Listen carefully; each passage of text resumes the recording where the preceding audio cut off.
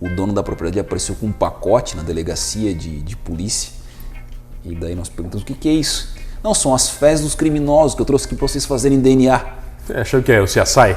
Mais ou menos isso. Porque CSI. quando eu comecei também, a gente usa as técnicas novas e com a mente um pouco diferente. Eu usava muito essas técnicas de pesquisa de DNA, inclusive.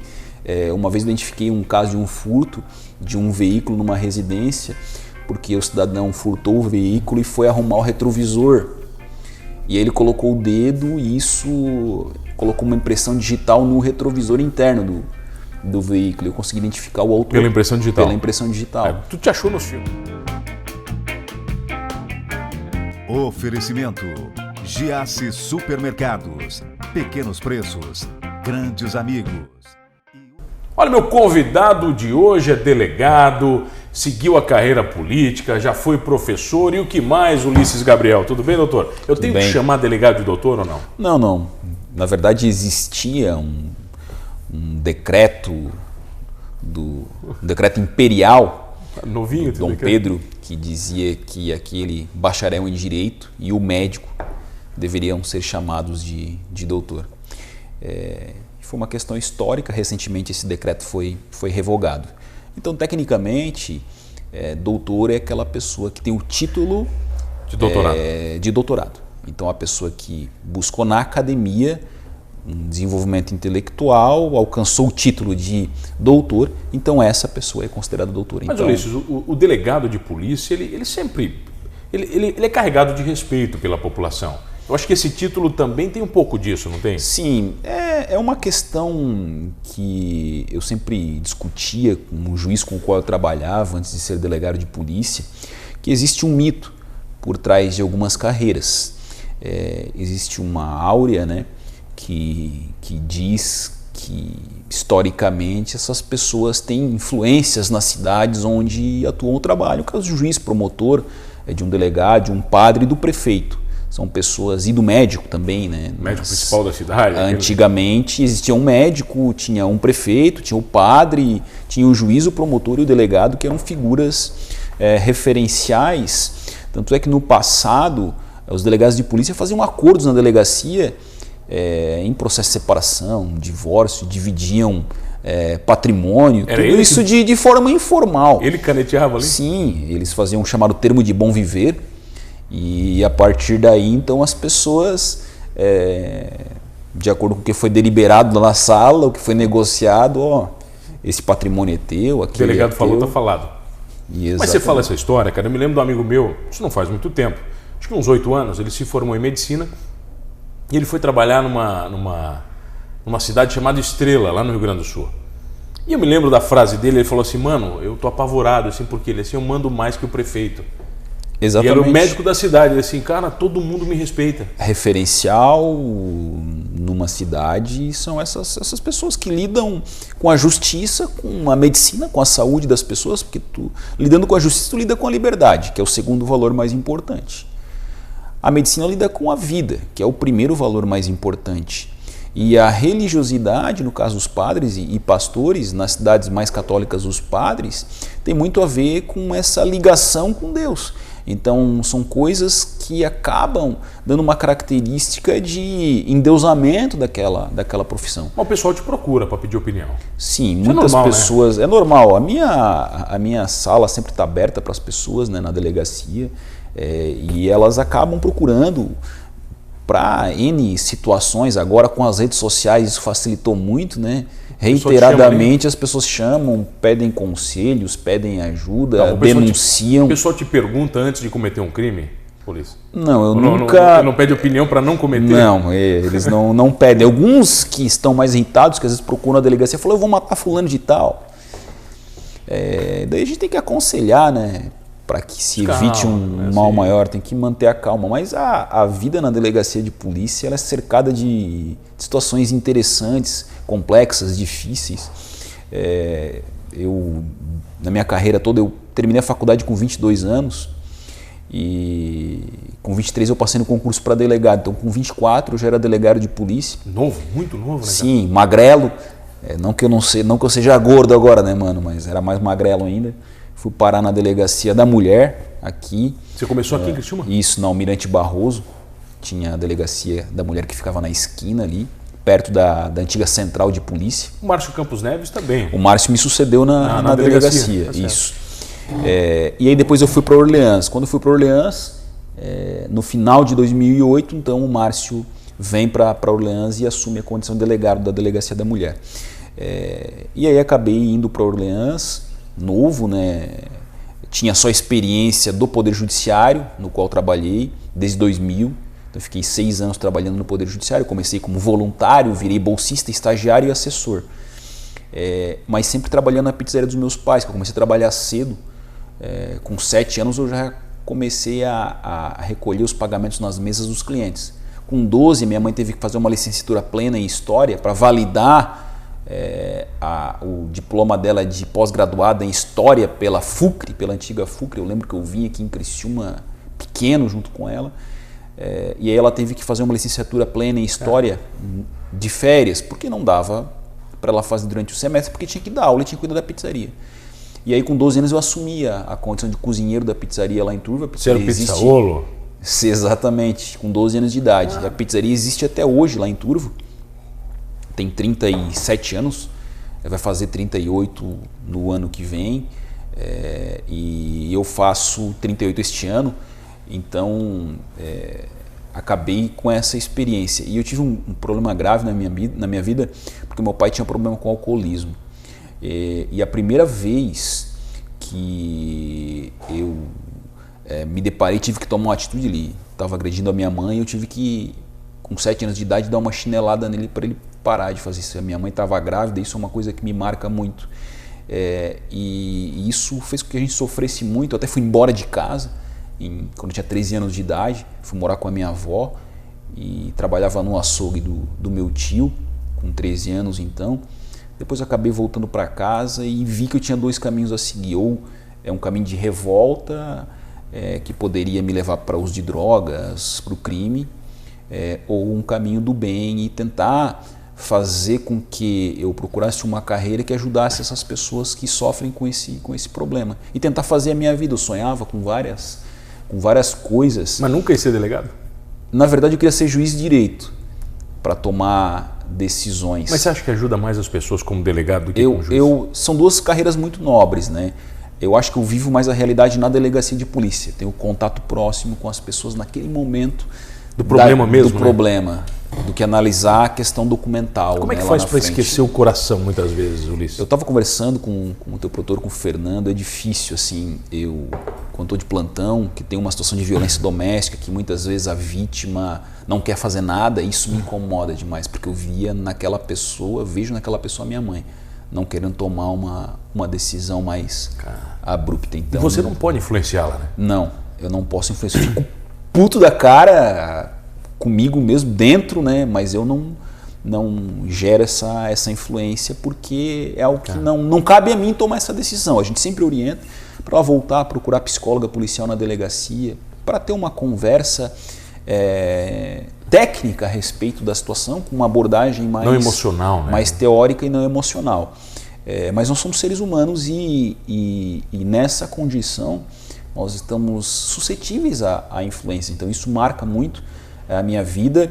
E aí então eu que queria ser juiz de direito, trabalhava com juiz em Turvo e estava me preparando para isso.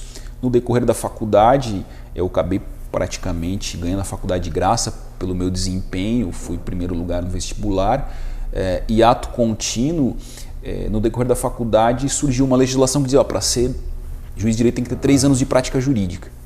E eu me formo e resolvo fazer o concurso para delegado para testar os meus conhecimentos. Eu lembro que no dia de pagar a inscrição eu acabei não pagando, a minha mãe acabou indo pagar para mim, era R$100. Você passou de primeira? Passei. E aí, mas eu vou contar a história. Eu não queria ser delegado de polícia, queria ser juiz de direito, mas eu vou fazer como experiência a prova. Foi no dia 21 de janeiro de 2006 a primeira prova. Era um domingo, desculpe, dia 22 de janeiro. E no dia 21 teve um show no Yacht Club Morro dos Conventos com o DJ Malboro, que ele tinha aquela música Tira a Camisa, né? Ele levantava a camiseta e começava a rodar. E aí eu fui naquele show porque eu não estava preocupado com a prova, não tinha interesse, a prova que se exploda, era tarde. Fiquei até 5 horas da manhã bebendo cerveja, fui para casa dormir, fui num churrasco que os meus amigos estavam fazendo um arroz de silva e vim fazer a prova. A prova tinha 4 horas, 2 horas e meia, depois eu saio da prova aqui na Unesc. Ligo para mim, saí da prova, tu tá de sacanagem comigo.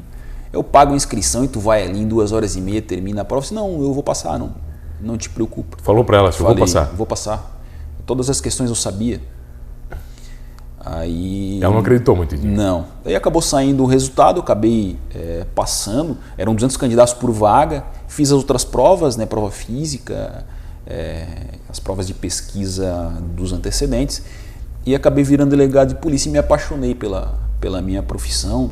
Vi muita coisa, me deparei com muitas situações inusitadas e engraçadas, mano. Certa feita nós estávamos investigando um furto que havia acontecido numa comunidade do interior e daí o dono da propriedade apareceu com um pacote na delegacia de polícia e daí nós perguntamos o que é isso? Não, são as fezes dos criminosos que eu trouxe aqui para vocês fazerem DNA. Você achou que é o CSI? Mais ou menos isso, porque quando eu comecei também, a gente usa as técnicas novas e com a mente um pouco diferente, eu usava muito essas técnicas de pesquisa de DNA, inclusive. Uma vez identifiquei um caso de um furto de um veículo numa residência, porque o cidadão furtou o veículo e foi arrumar o retrovisor. E aí ele colocou o dedo e isso colocou uma impressão digital no retrovisor interno do veículo. Eu consegui identificar o autor. Pela impressão digital? Pela impressão digital. Tu te achou nos filmes, então, americana? Imagina. Aquelas coisas vindo assim na tela, tá, impressão digital, correndo, é mais ou menos não isso. É uma coisa tão complexa quanto a investigação americana, né? Porque lá o policial também ele tem uma valorização do seu relatório de investigação. Então, se estiver mentindo no depoimento, ele coloca isso no depoimento, isso tem valor. Aqui no Brasil, o criminoso pode mentir. O policial vai dizer, eu acho que ele está mentindo? Sim. Eu fiz um curso com agentes do FBI, do FBI, 3 agentes do FBI e conversamos bastante sobre isso. Eles diziam, olha, se o cara estiver mentindo e pela expressão corporal, pelas respostas, tu comprovar e colocar isso no relatório, isso vai ter validade judicial. Caraca. E aqui no Brasil isso não tem. Então é uma necessidade que nós temos de melhorar esse trabalho, de valorizar mais o trabalho policial. Vamos falar um pouquinho mais disso na volta, pode ser? Com certeza. Eu tenho o prazer de receber ele, o delegado Ulisses Gabriel, para um papo rapidinho. Eu já volto aqui no Manos Talk Show.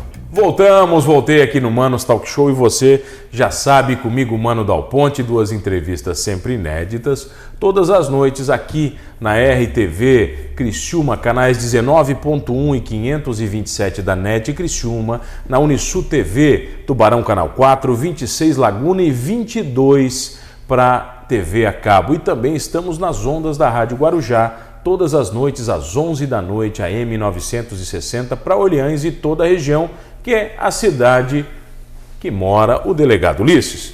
Que você é delegado de Orleans? Sim, senhor. Hoje licenciado por conta da situação política, né?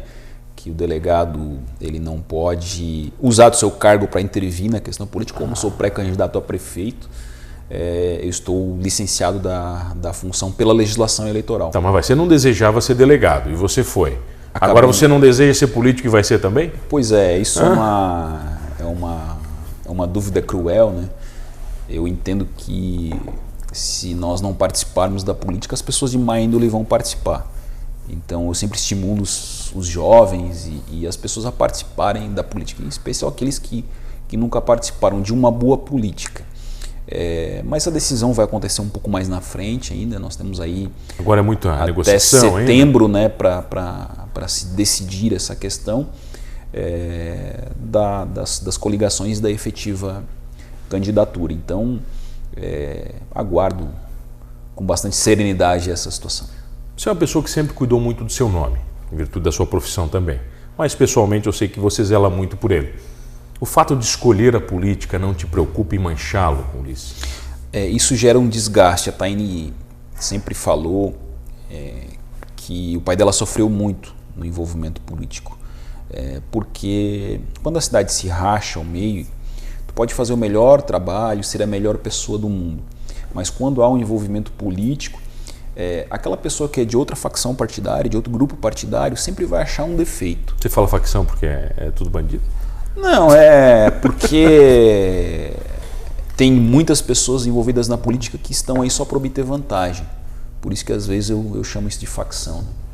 Não é literalmente uma facção criminosa, mas o que a gente vê efetivamente no Brasil, no estado e em alguns municípios é pessoas incrustadas no poder para obter vantagem econômica. Eu sempre digo, fico me perguntando muitas vezes por que eu vou me envolver na política. Eu vou perder salário.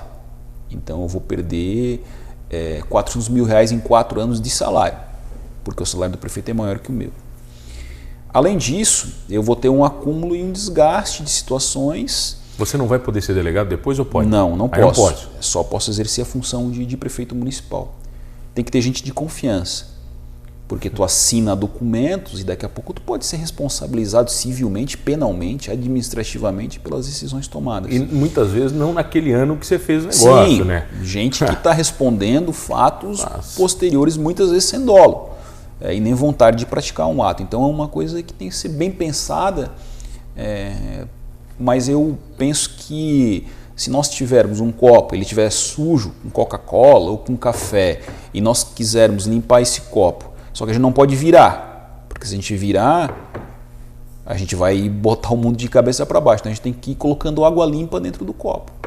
Vai colocando água limpa, vai chegar uma hora que o copo vai ficar limpo. Então acho que essa é a ideia da política, a participação de pessoas que não estão aí para obter vantagem, mas para tentar fazer alguma coisa que seja uma referência. Mas eu imagino que você já tenha se decepcionado bastante com a política. A gente se decepciona com as pessoas, com a política. Eu sempre digo que o aprendizado que eu tive foi muito grande, porque tinha pessoas que eu jamais imaginei que iriam me ajudar no processo eleitoral. Tinha pessoas que eu acreditava que iriam me ajudar e não me ajudaram. Eu fiz uma eleição muito barata, mano. O que eu construí na eleição para deputado foi preparar as redes sociais, buscar uma agência de publicidade para me ajudar e fazer santinho e divulgar o meu nome. Então eu ia nos lugares... Você correu muito? Eu fiz 70 mil quilômetros. Caraca. Eu fiz 50 mil quilômetros com um carro e 20 mil quilômetros com outro. Muitas vezes, teve um dia que eu tinha uma reunião aqui em Criciúma ao meio-dia, eu estava em Xanxerê até meia-noite do dia anterior. Do lado, do ladinho. Tá? Então eu saí de Xanxerê,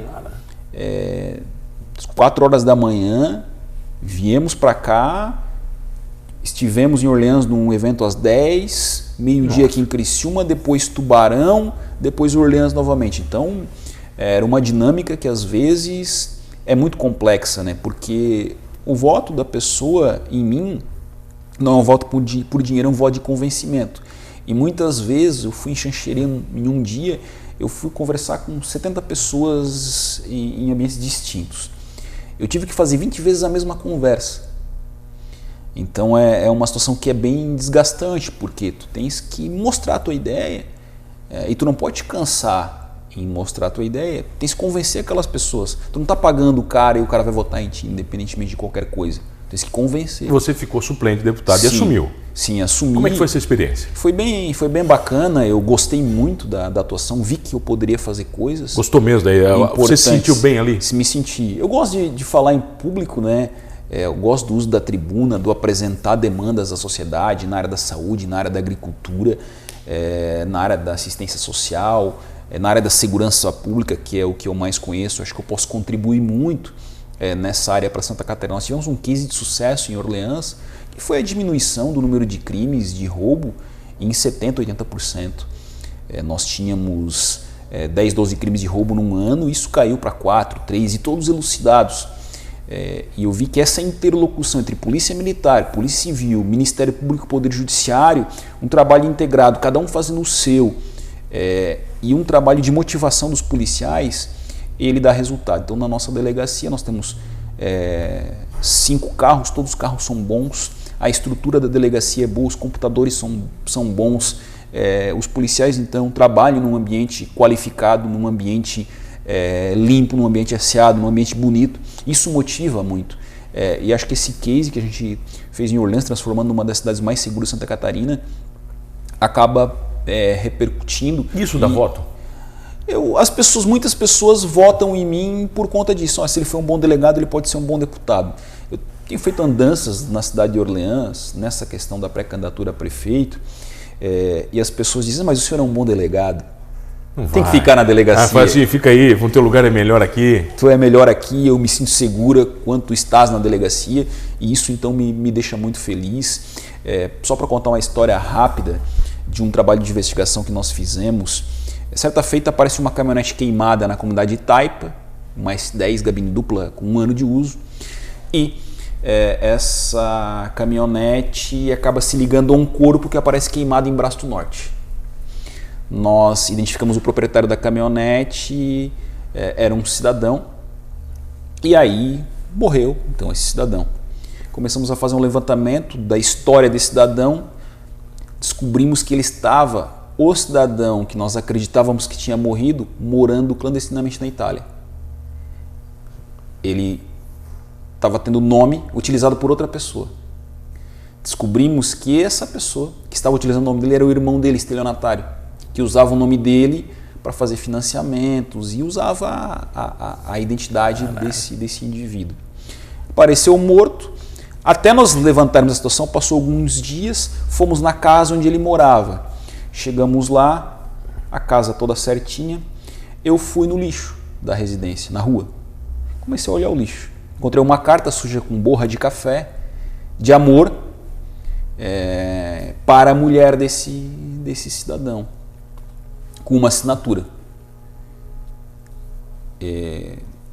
Daí eu coloquei em cima da minha mesa na delegacia, aquela carta, e um policial olhou para o senhor delegado, olha ao contrário a assinatura. O cara tinha feito em letra garrafal a assinatura, mas com o nome ao contrário, era Marcelo Silva, ele colocou S e o nome dele é o contrário. Então nós começamos a encontrar o elemento e a motivação do crime, pela assinatura.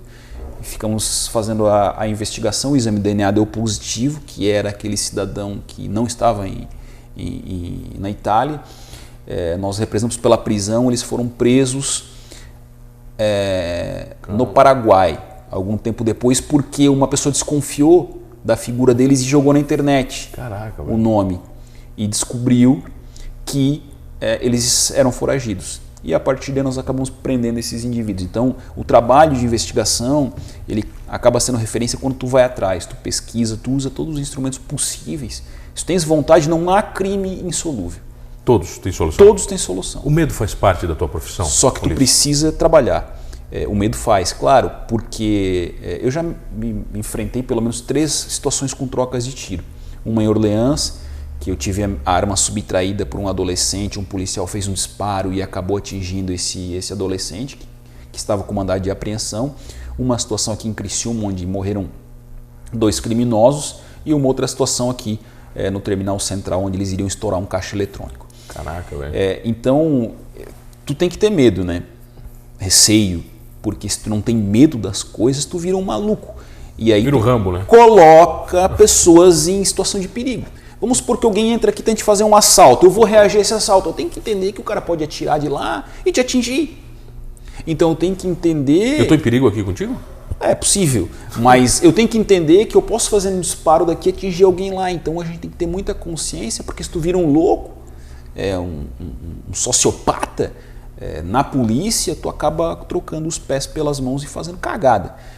Então tem que tomar muito cuidado, por isso que o medo, o receio é importante. Agora vem cá, me diz uma coisa. Recentemente o prefeito de Itajaí, que é médico, sugeriu uma aplicação de ozônio. Você viu isso, né? Vi. Você, como prefeito, sendo delegado, você vai sugerir o que para a população? Que ela ande armada? Não, cada um na sua área, pô. Sim, mas a gente tem que ter pesquisa científica para comprovar esse tipo de situação, né? O que se observa é que eu sou um defensor, que as pessoas têm o direito de andar armadas, mas com critérios. Então ele tem que passar no psicotécnico, porque não vai comprar uma arma no mercado. Eu vou sair daqui no mercado patrocinador do Humanos, eu quero uma arma dessa, eu quero esse tipo de munição. Isso não pode acontecer. Tem alguns amigos que moram no Arizona, cara, que eles me contam que é uma loucura aquilo. Sim, mas é uma situação um pouco diferenciada, né? Cada povo tem uma cultura um pouco diferente. Mas você acha que nós brasileiros estaríamos preparados para isso que você fala?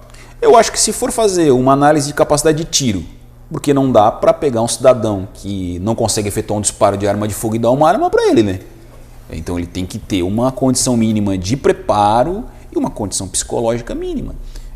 Eu, diante dessa situação, faço essa defesa. Então o cidadão teria que ter o direito de ter a sua arma, desde que tenha condição, um processo bem complexo de apuração da capacidade psicológica e motora do cidadão de ter uma arma de fogo. Só olhando para uma pessoa, você já sabe mais ou menos como ela é?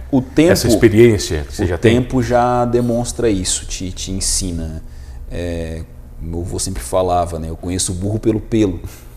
Então, quando tu olha uma pessoa, tu já consegue perceber se ela tem característica de criminoso ou não. Eu tenho ou não? Como é que eu tô na tua análise? Tem característica de sociopata, né? Sociopata? Não. Sociopata. Para fazer a pergunta eu não tenho medo. Do ozônio. Eu não tenho fazer medo. A pergunta do ozônio, tá interessado em alguma coisa, né? Não. Doutor, que prazer lhe receber. Que prazer. O prazer foi meu. Tem Instagram? Pessoal te acompanhar? Meu Instagram é Delegado Ulisses Gabriel, @Delegado Ulisses. E o meu Facebook também é Delegado Ulisses Gabriel, minha fanpage. Estamos aí, até comemorei 17 mil seguidores no Instagram e 75 mil no Facebook. As pessoas que estão aí, elas vêm para debater e discutir algumas questões, elas me demandam também por dúvidas, me demandam por denúncia anônima, então eu recebo a denúncia, repasso a quem de direito. Então é legal essa interação que eu tenho com os meus seguidores nas redes sociais. Legal é ter você aqui, que bom que deu certo. Obrigado, Sucesso nas carreiras que você escolher. Sempre. Obrigado, muito obrigado. Obrigado a você que está comigo todas as noites. Olha, não esqueça de uma coisa, hein? Agora o que eu falo para acabar esse programa? Bom, é o seguinte, fazendo boas escolhas na vida ou não, mas faça boas escolhas, somos todos humanos. Oferecimento: Giasse Supermercados. Pequenos preços, grandes amigos.